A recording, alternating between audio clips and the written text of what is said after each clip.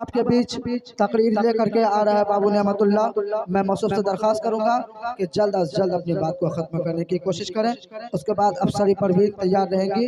اس کے بعد وعلیکم السلام ورحمۃ اللہ. نحمده ونصلي على رسوله الكريم اما بعد فاعوذ بالله من الشيطان الرجيم بسم الله الرحمن الرحيم يا ايها الذين امنوا لا تتبعوا خطوات الشيطان ومن يتبع خطوات الشيطان فانه يأمر بالفحشاء والمنكر.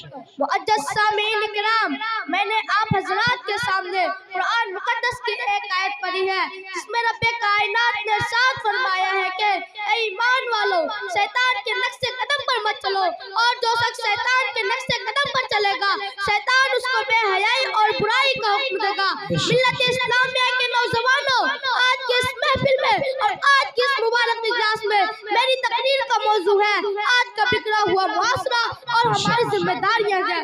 بارگاہی ایس ڈی میں دعا کیجئے کہ خالق کائنات مجھے صحیح بات کہنے اور اس پر عمل کرنے کی توفیق عطا فرمائے. آمین.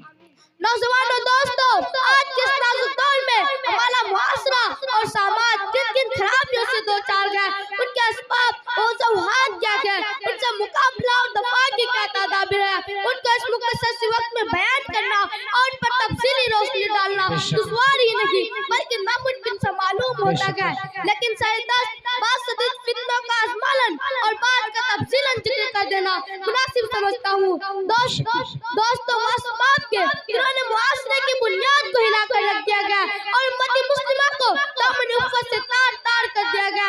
ان میں سے سفلی عمل کرنا اور کرانا، غیر مسوات طور پر گنڈ تعویذ کرنا، غیر سری کاموں کے لیے مرد ماننا، ماں باپ کی نافرمانی کرنا، لغت اپنے ہاتھ میں اقتضا لیا کرنا، ریڈیو ٹیلی ویژن پر فحشات اور حیاس و مضامین کا نشر ہونا، ان کا دیکھنا اور سننا، سینما دیکھنا، سینما جوا کھیلنا، عورتوں کا بے پردہ رہنا، ننگے سر گھومنا اور پھرنا، گلا بازو اور پیٹھ کا کھلا رکھنا، باریک لباس پہننا، شوہر کی امانت میں خیانت کرنا، دفاتر نامحرموں کے ساتھ کام کرنا،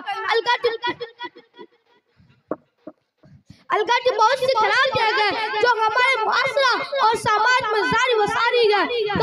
محترم حضرات، یہ بھیانک بیماریاں ہیں جن کا تذکرہ میں نے آپ کے سامنے رکھا طول میں نہ جانتے ہوئے بعض شدید فتنوں کو وضاحت کر دینا چاہتا ہوں. مناسب معلوم ہو کہ اولا اس فتنہ کا تذکرہ کیا جائے جس نے شرم و حیا کا جنازہ نکال کر مکاری و عیاری کو عام کر دیا گیا جسے لوگ سینما یاد کرتے ہیں.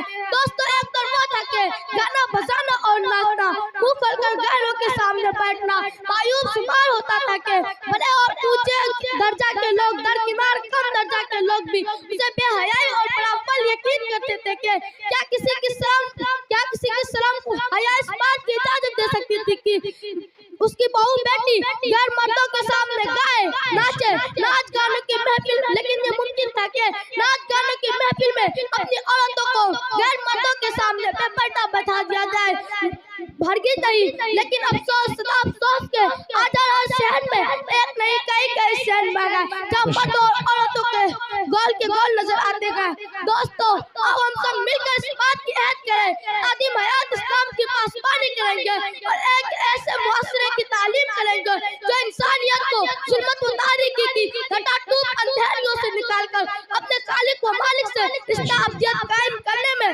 معین و مددگار ثابت ہو. خدا تعالیٰ سے دعا ہے کہ ہمارے معاشرے میں جتنے بھی خرابیاں پیدا ہو گئی ہیں ان کو دور فرمائے اور ہم سب کو اسلامی معاشرہ نصیب فرمائے اور ہمیں اپنی ذمہ داریوں کا احساس کرنے کی توفیق عطا فرمائے. آمین ثم آمین. ماشاءاللہ، بہت عمدہ.